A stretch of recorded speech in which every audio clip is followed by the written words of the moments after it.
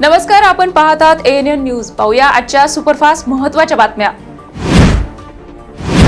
अकोट-अंजनगाव मार्गावर 2 चारचाकी वाहनांचा समोरासमोर भीषण अपघात झाला. या अपघातात दोन्ही वाहनांच्या समोरील भागांचा अक्षरशः चुराडा झाला. बुलढाणा जिल्हा सामान्य रुग्णालयातील सुसज्ज कार्डियाक कॅथ लॅब युनिट लवकरच कार्यान्वित होणार आहे.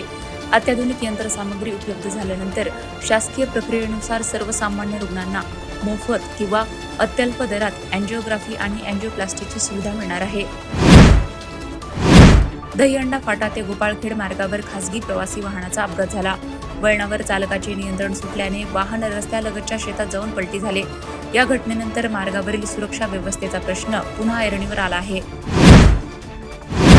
बुलढाणा जिल्ह्यातील मोताळा तालुक्यातील रिधुरा गावातील नागरिक आजही मूलभूत रस्त्याच्या प्रतीक्षेत आहेत. गावाला जोडणारा रस्ता नसल्याने विद्यार्थ्यांसह ग्रामस्थांना नदीपात्रातून जीव धोक्यात घालून प्रवास करावा लागत आहे. अकोला बाळापूर महामार्गावर झालेल्या भीषण अपघातात एक महिला ठार तर 2 जण जखमी झाल्याची माहिती आहे. जखमींना तातडीने अकोला जिल्हा शासकीय रुग्णालयात दाखल करण्यात आले. उपचारादरम्यान महिलाचा मृत्यू झाला. अकोला शहरात कर्कश आवाज करणाऱ्या आणि फटाक्यांसारखे आवाज करणाऱ्या बुलेटच्या सायलेन्सरचा त्रास वाढला आहे. वसंत देसाई स्टेडियम परिसरात न्यायाधीशांच्या घरासमोरून अशाच प्रकारची बुलेट गेल्यानंतर तक्रार करण्यात आली. त्यानंतर रामदासपेठ पोलिसांनी कारवाई केली.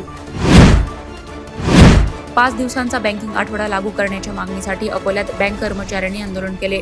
युनायटेड फोरम ऑफ बँक युनियन्सच्या अहवालानुसार झालेल्या या आंदोलनात सुमारे 100 बँक कर्मचारी सहभागी झाले. अकोला अन्नधान्य वितरण अधिकारी कार्यालयातील संगणकीय सर्व्हर गेल्या 2 दिवसांपासून बंद असल्याने रेशन कार्डची कामे रखडली आहेत. नवीन रेशन कार्डसह विविध कामांसाठी येणाऱ्या नागरिकांना काम न होताच रिकाम्या हाताने परतावे लागत आहे.